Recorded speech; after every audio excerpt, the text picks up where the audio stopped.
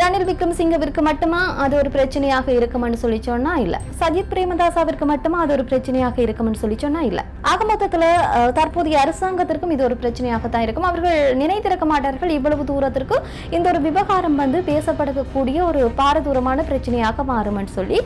ஏன்னு சொல்லி சொன்னா அவர்களுடைய அந்த ஜேவிபின்னு சொல்லி சொல்லுவோம் நாங்கள், என்ன தேசிய மக்கள் சக்திய ஜேவிபி ரெண்டும் ஒன்று தானே.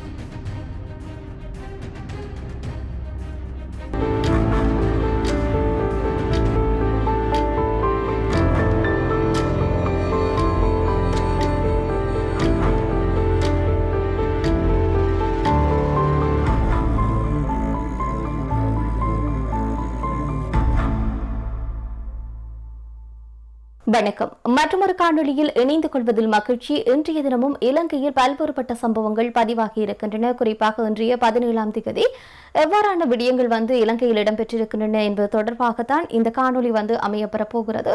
அதன் அடிப்படையில் பார்க்கிற போது குறிப்பாக பட்டலந்த விவகாரம் தொடர்பான விடயம் இன்றைய தினம் வெளிவந்தன.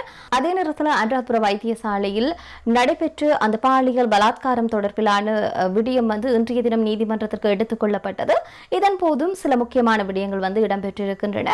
இவ்வாறு பல்வேறுபட்ட விடயம் இலங்கையில் இதனை தவிர ஏனைய விடயங்கள் குறிப்பாக உள்ளூராட்சி மன்ற தேர்தல் நடைபெற காத்திருக்கிறது. அது தொடர்பான செய்தியும் வெளிவந்தது. இவ்வாறாக பல்வேறுபட்ட விடயங்கள் இன்றைய 17ஆம் தேதி இடம்பெற்ற முக்கியமான விடயங்கள் தான் இந்த காணொலியில நாங்கள் விரிவாக பார்க்க போகின்றோம். அனுராதபுர வைத்தியசாலையில பாலியல் பலாத்காரத்துக்கு உட்படுத்தப்பட்ட சம்பவம் பெரும் அதிர்வலைகளை ஏற்படுத்தி இருந்த நிலையில் இன்றைய தினம் நீதிமன்றத்திற்கு குறித்த சந்தேக நபர் ஆயர்படுத்தப்பட்டிருக்கின்றார். எனவே அனுராதபுர நீதிமன்றத்தில் இது தொடர்பான வழக்கு விசாரணைக்காக எடுத்துக் கொள்ளப்பட்டு குறித்த சந்தேக நபர் எதிர்வரும் 21ஆம் தேதி வரை விளக்கமறியலில் வைப்பதற்கு நீதவான் உத்தரவு பிறப்பித்திருக்கின்றார். அது மட்டுமன்றி இந்த குறித்த சந்தேக நபர் அந்த வைத்தியருடைய தொலைபேசியை திருடியதாகத்தான் சொல்லப்பட்டது. அந்த தொலைபேசி இதுவரையில கண்டுபிடிக்கப்படாத நிலையில இன்றைய தினம் குறித்த தொலைபேசி கண்டுபிடிக்கப்பட்டிருப்பதாக கூட காவல்துறையினர் தெரிவித்திருக்கின்றார்கள். இதே நேரத்தில் இது சம்பந்தமான விடயங்கள் தீர விசாரிக்கப்படுகிற போது உண்மையிலே இன்னும் பல விடயங்கள் வெளித்தெரிய ஆரம்பிக்கும் என்று சொல்லி சொல்லப்படுகிறது. இதே நேரத்தில் இன்னும் ஒரு விடயம் தொடர்பில் பார்க்கிற போது இன்றைய தினம் முக்கியமாக ஒரு நபர் ஒருவரை தாக்கி ராணுவ மேஜர் ஒருவர் கைது செய்யப்பட்டிருக்கின்றார். கொஸ்கம ராணுவ தளபதி தான் இவ்வாறாக கைது செய்யப்பட்டதாக கூறப்படுகிறது. அவர் கொஸ்கம ராணுவ முகாமில் ராணுவ மேஜராக இருக்கக்கூடிய ஒரு நபராக சொல்லப்படுகிறது. இதே நேரத்தில் ஏனைய குழுக்களுக்கு இடையில இந்த முரண்பாடு ஏற்பட்டதாக கூட கூறப்படுகிறது. இதே நேரத்தில் அந்த ராணுவ மேயர் கைது செய்யப்பட்டது மட்டுமன்றி அவருடைய மனைவியும் வைத்தியசாலையில் அனுமதிக்கப்பட்டிருப்பதாக சொல்லப்படுகிறது. மிக முக்கியமாக கடந்த சில நாட்களாகவே பேசப்படுகிற விடயம் இந்த பட்டலந்து வகை முகாம் தொடர்பான விடயம் தான் கடந்த சில நாட்களாக பேசப்படுகிறது. எனவே இது தொடர்பான ஒரு முக்கியமான விடயமும் இன்றைய தினம் நிறைய செய்திகள் இடம்பெற்றிருப்பதை அவதானிக்கக்கூடியதாக இருந்தது. அதுல மிக முக்கியமாக இந்த பட்டலந்த விவகாரம் தொடர்பில் நிறைய இந்த கொடூரங்கள்ல நிறைய சாட்சியங்கள் தற்போது இருப்பதாக கூட தகவல்கள் வெளியாகி இருக்கின்றன. எனவே இந்த குற்றச்சாட்டுகள் தீர விசாரிக்கப்பட்டு அவர்களுக்கான மிக கடுமையான சட்டங்கள் நடைமுறைப்படுத்தப்பட வேண்டும் என்ற ரீதியில முன்னணி சோசலிச கட்சியினுடைய கல்வி செயலாளராக இருக்கின்ற புபுது ஜெயகொட ஒரு கருத்தை இன்றைய தினம் முன்வைத்திருக்கின்றார். இவர் இந்த விவகாரம் தொடர்பான பல விடயங்களை சொல்லி இருக்கின்றார். குறிப்பாக ரணில் விக்ரமசிங்க தொடர்பில் இவருடைய கருத்துக்கள் அமைய பெற்றிருக்கிறது. அவர் என்ன விடயங்களை சொல்லி இருக்கிறார் என்பது தொடர்பில் பார்க்க வேண்டியது மிக முக்கியமான விடயமாக இருக்கிறது. இதே நேரத்தில் ரணில் விக்ரமசிங்க குற்றம் சாட்டப்பட்ட குற்றவாளியாக இருக்கின்றார். எனவே அவரை கைது செய்ய வேண்டும் என்பது தொடர்பாகத்தான் அவர் இன்றைய தினம் கருத்தை வெளிப்படுத்தி இருக்கின்றார். மேலும் அவர் பல விடயங்களை சொல்லி இருக்கின்றார். மேலும் அப்போது பணியாற்றிய டக்ளஸ் பீரிஸை கைது செய்ய வேண்டும் சொல்லி இருக்கின்றார். அதாவது அவர் என்ன சொல்றாருன்னு சொல்லி சொன்னா டக்ளஸ் பீரிஸ் அன்றைய காலத்துல தான் இறந்து விட்டதாக பகிரங்கமாகவே பகிரங்கப்படுத்தி இருக்கின்றார். எனவே தனக்கு கிடைத்த தகவலின் அடிப்படையில் டக்ளஸ் பீரிஸ் இறக்கவில்லை, அவர் இன்னும் உயிரோடு தான் இருக்கிறார், அவரை கைது செய்ய வேண்டும் என்ற ரீதியில தான் இந்த சோசலிச கட்சியினுடைய கல்வி செயலாளராக இருக்கின்ற புபுது ஜெயகொட இவ்வாறு தகவலை வெளிப்படுத்தி இருக்கின்றார். மேலும் அவர் பல விடயங்களை சொல்லி இருக்கின்றார். குறிப்பாக குற்றவாளிகளுக்கு தண்டனையை பெற்றுக் கொடுக்க வேண்டும். அது ஒரு அரசியல் பழிவாங்கல் அல்ல, அது நிச்சயமாக செய்யப்பட வேண்டும். தற்போதைய அரசாங்கம் இதற்குரிய உரிய நடவடிக்கைகளை முன்னெடுக்க வேண்டும் என்ற ரீதியில் அவருடைய கருத்து அமைய பெற்றிருக்கிறது. இதே நேரத்தில் மேலும் பல விடயங்களை சொல்லி இருக்கின்றார். அதாவது இந்த நாட்டில் இடம்பெற்ற குற்ற செயல்கள் தொடர்பில் கண்ணால் கண்ட சாட்சியங்கள் இருக்கிறது. எனவே காலம் தாழ்த்தாமல் அவர்களுக்கான நீதியை பெற்றுக் கொடுக்க வேண்டும். அதே நேரத்தில் அவர்கள் வயது சென்று மரணிக்கும் வரை காத்திருக்க வேண்டுமா என்ற ரீதியில் தான் அவருடைய கருத்து அமைய பெற்றிருக்கிறது. எனவே பார்த்து கொண்டிருக்க வேண்டாம், உரிய நடவடிக்கைகளை முன்னெடுக்க வேண்டும் என்ற ரீதியில் அரசாங்கத்திற்கு வலியுறுத்துவதாகத்தான் அவருடைய கருத்து அமைய பெற்றிருக்கிறது. மேலும் இந்த விவகாரம் தொடர்பில் உரிய நடவடிக்கைகள் எடுக்கப்பட வேண்டும். குற்றம் சாட்டப்பட்டவர்கள் கைது செய்யப்பட வேண்டும். எனவே ரணில கைது செய்யுங்கள் என்று சொல்லி அவர் சொல்லியிருக்கிறார். அதே நேரத்தில் இந்த டக்ளஸ் பீரிஸையும் கைது செய்யுங்கள், தான் மரணித்து விட்டதாக கூறிய அவருடைய அந்த பொய்யான விடயங்கள் தொடர்பிலையும் உரிய நடவடிக்கைகள் எடுக்கப்பட வேண்டும். அவர் இன்றும் உயிருடன் தான் இருக்கிறார் என்று சொல்லி அது தனக்கு நன்கு தெரியும் என்று சொல்லியும் அவர் கருத்தை வெளிப்படுத்தி இருக்கின்றார்.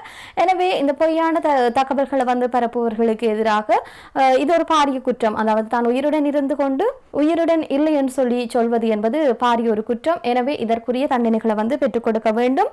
எனவே அவரை கைது செய்ய வேண்டும் என்ற ரீதியில் அவருடைய கருத்து அமைய பெற்றிருக்கிறது. இதே போன்று அவர் என்ன ஒரு விடயத்தை சொல்லி இருக்கிறார். அதாவது சுதத் சந்திர கைது செய்யுங்கள், ரணிலின் சீடராக இவர் செயற்பட்டார். எனவே இவரையும் கைது செய்ய வேண்டும். மேலும் அந்த பதவியில் இருந்து விலகி செல்லும் போது அவர் இந்த பட்டலந்த படுகொலைகள் தொடர்பில் ரணிலுக்கு கடிதம் ஒன்றை அனுப்பி இருப்பதாக கூறப்படுகிறது. எனவே இது தொடர்பில் சரியான விதத்தில் ஆராய்ந்து இது தொடர்பில் சம்பந்தப்பட்டவர்கள் கைது செய்ய நடவடிக்கை எடுக்க வேண்டும் என்று சொல்லித்தான் அவருடைய கருத்து அமைய பெற்றிருக்கிறது. இதே நேரத்தில் இந்த பட்டலந்த விவகாரம் தொடர்பில் போலீஸ் அதிகாரிகளோ அல்லது பாதுகாப்பு தரப்பினர் பிரிவினரோ அல்லது சாதாரண மக்களோ ஏதாவது ஒரு விடயங்கள் தங்களுக்கு தெரிந்திருந்தால் நிச்சயமாக இது தொடர்பில் தகவலை கொடுக்க முடியும் என்று சொல்லி பிரதி அமைச்சராக இருக்கின்ற சுசில் ரணசிங்க இன்றைய தினம் கருத்து தெரிவித்திருக்கின்றார். மேலும் இதே நேரத்தில் இன்னும் ஒரு மிக முக்கியமான விடயமும் அந்த பட்டலந்த விவகாரம் தொடர்பான விடயம் தான். ஆனால் கோட்டபய ராஜபக்ஷ தொடர்படுத்தி ஒரு விடயமும் இன்றைய தினம் வெளியாகி இருந்தது. அதாவது ரணில் விக்ரமசிங்க மட்டுமன்றி கோட்டபய ராஜபக்ஷ மீதும் விசாரணைகள் இடம்பெற வேண்டும் என்ற ரீதியில் ஒரு கருத்து அடிபட ஆரம்பித்திருந்தது. குறிப்பாக கல்வி செயலாளராக இருக்கின்ற பொபுது ஜெயகொட தான் இந்த விடயத்தை சொல்லி இருக்கின்றார். அவர் என்ன விடயம் என்று சொல்லியிருக்கிறான்னு சொல்லி பார்த்தா, இந்த பட்டலந்த விவகாரத்தில் ரணில் விக்ரமசிங்க மட்டுமன்றி மாத்தளை விஜய வித்யாலயாவில் நடந்த கூட்டு புதைக்குழி பொறுப்பானவரும் அப்போதைய மாத்தளை இராணுவத்தினுடைய தளபதியாக இருந்தவருமான கோட்டபய ராஜபக்ஷ மீதும் விசாரணைகள் மேற்கொள்ளப்பட வேண்டும் என்ற ரீதியில் அவருடைய ஜெயகொடவனுடைய கருத்து அமைய பெற்றிருக்கிறது.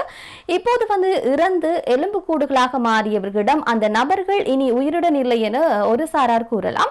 அப்போது அவர்களுக்கு நீதி வழங்கக்கூடியவர்கள் யார் என்ற ரீதியில தான் அவர் கருத்தை வெளிப்படுத்தி இருக்கின்றார். எனவே இந்த ஒரு மனித புதைக்குழி தொடர்பான விடயத்தில் கோட்டபய ராஜபக்ஷ குற்றவாளி என்ற ரீதியில் அவருடைய கருத்து அமைய பெற்றிருக்கிறது. இதே நேரத்தில் மேலும் பல விடயங்கள் இந்த பட்டலந்த விவகாரம் தொடர்பான விடயங்கள் இன்றைய தினம் அதிகமாகவே இடம்பெற்றிருக்கிறது.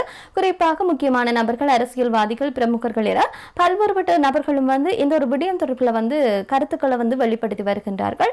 அதே நேரத்தில் பார்க்கிற போது குறிப்பாக ரணில் விக்ரமசிங்க அவருடைய குடியுரிமை நீக்கப்படுமா இல்லையா என்கின்ற ஒரு விவாதமும் இடம்பெற ஆரம்பித்திருக்கிறது. குறிப்பாக அந்த பொதுவெளியில இது தொடர்பாகவும் பேசுகின்றார்கள். ஏனென்று சொல்லி சொன்னா, ரணில் விக்ரமசிங்க நேரடியாகவே இந்த ஒரு விவகாரத்தில் குற்றவாளியாக கருதப்படுகிறார்.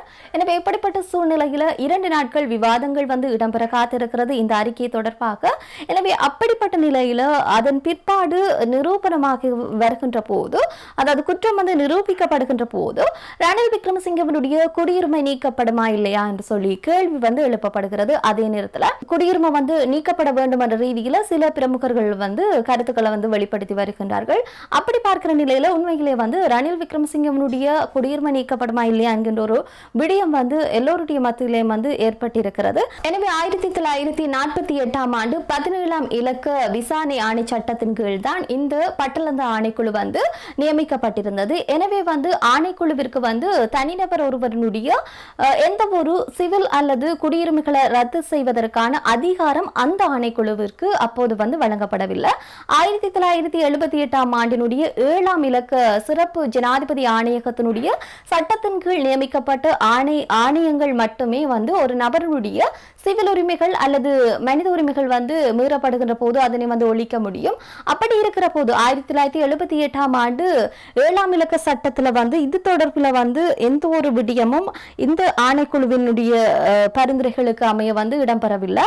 அப்படி இருக்கிற போது 1948 ஆண்டு 17ஆம் இலக்க சட்டத்தின்படி கொண்டு வரப்பட்டுள்ள இந்த ஆணைக்குழுவுக்கான எந்த ஒரு அதிகாரம் இல்லாத பட்சத்துல அவருடைய குடியுரிமை பறிக்கப்படுவதற்கான எந்த ஒரு சந்தர்ப்பங்களும் இல்லை என்றுதான் சொல்லப்படுகிறது.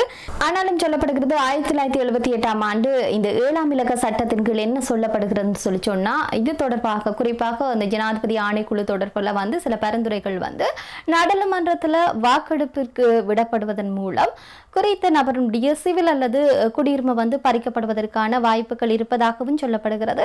அப்படி இருப்பினும் எவ்வாறான விடயங்கள் இடம்பெற காத்திருக்கிறது என்பது ஏப்ரல் மே மாதங்கள் ஆகிய இரண்டு நாட்கள்ல விவாதம் இடம்பெற காத்திருக்கிறது. எனவே அதன் பிற்பாடுதான் அது ஆதரிக்கக்கூடியவர்கள் அதனை ஆதரித்து அது தொடர்பில் வந்து எந்த விதமான ஒரு விடயங்களும் முன்னெடுக்கப்பட போகின்றார்கள் என்பது தொடர்பில் வந்து பொறுத்திருந்துதான் பார்த்து கொள்ள வேண்டியதாக இருக்கும்.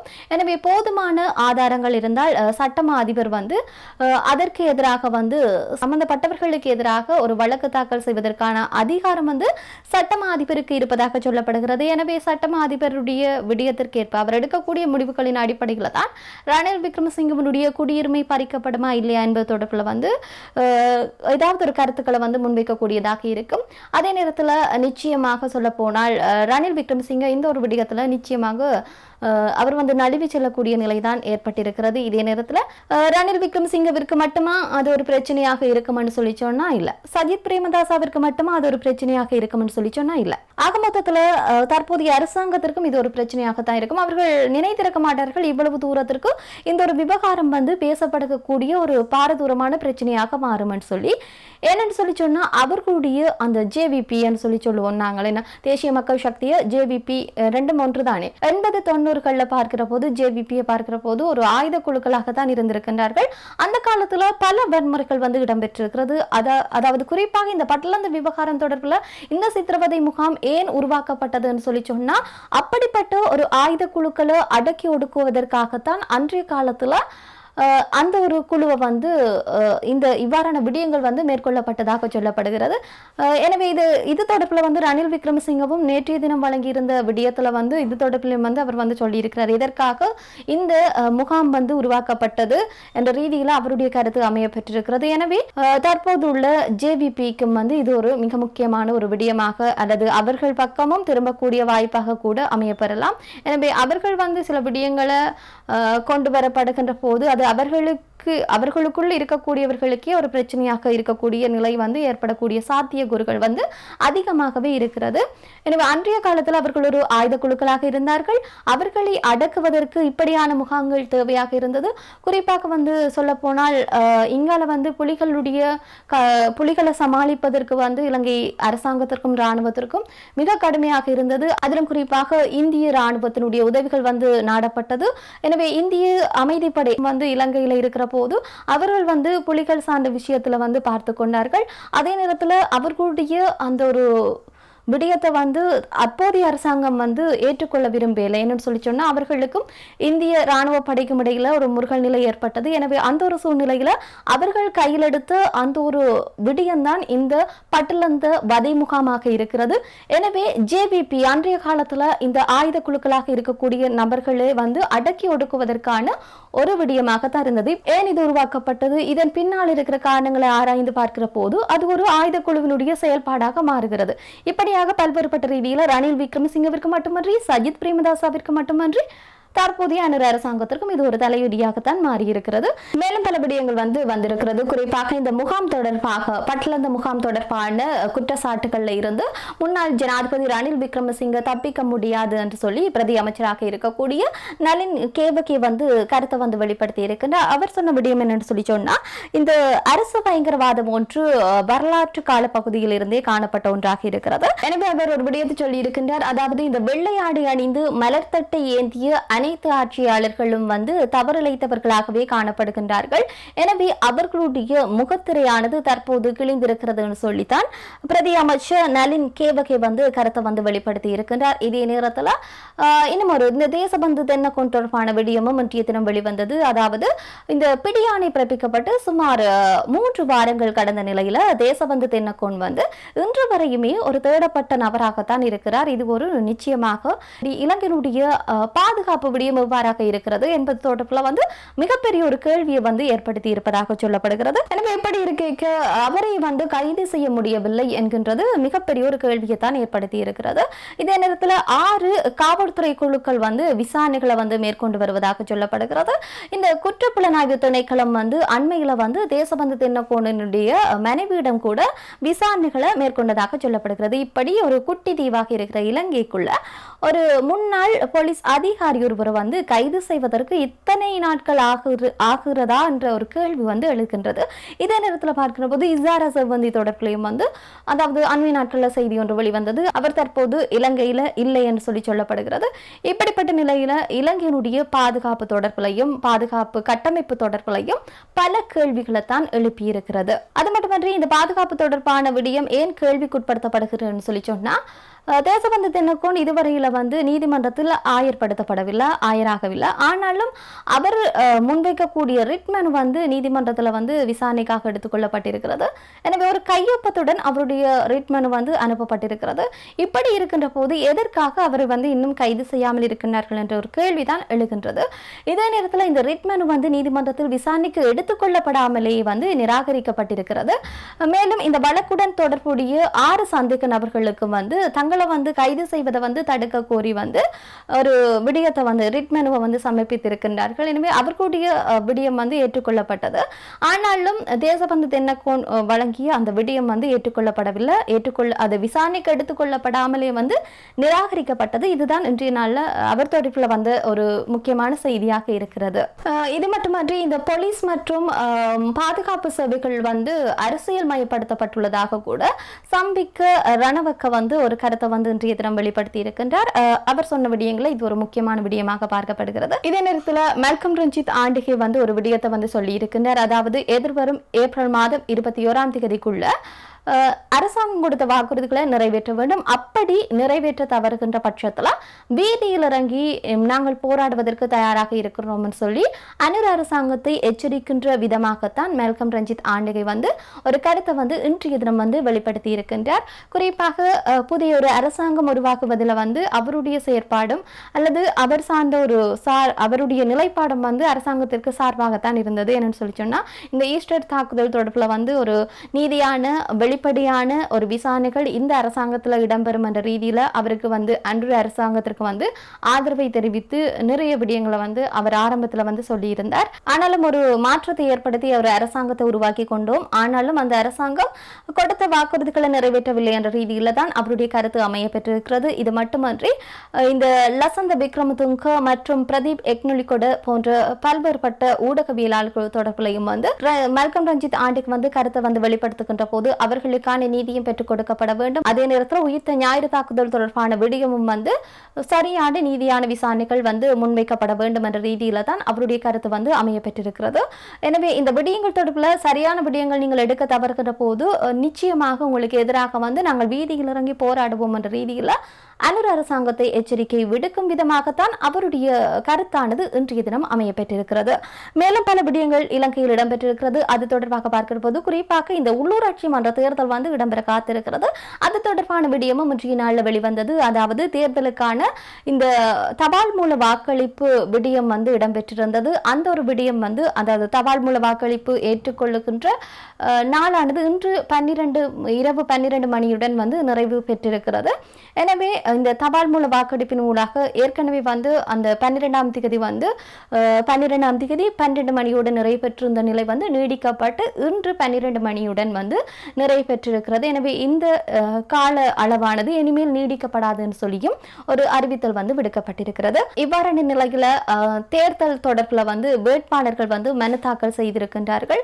அதன் அடிப்படையில் தமிழரசு கட்சியாக இருக்கட்டும் மேனிய கட்சிகளும் வந்து இன்றைய தினம் வந்து வேட்புமனுவை வந்து தாக்கல் செய்திருக்கின்றார்கள். அது மட்டுமன்றி சுயேட்சை குழுக்களும் வந்து வேட்புமனுவை தாக்கல் செய்திருக்கின்றார்கள்.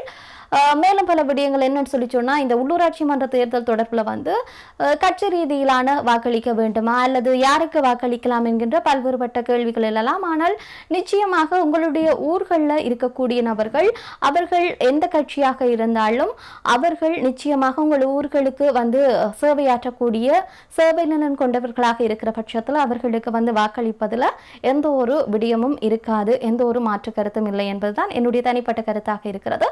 இவ்வாறாக பல்வேறுபட்ட விடயங்கள் இன்றைய நாளில் இடம்பெற்றிருக்கிறது. அவற்றினுடைய ஒரு மிகப்பெரிய ஒரு தொகுப்பாகத்தான் இந்த காணொளி அமைய பெற்றிருக்கிறது. மற்றும் ஒரு காணொளியில் சந்திப்போம். நன்றி.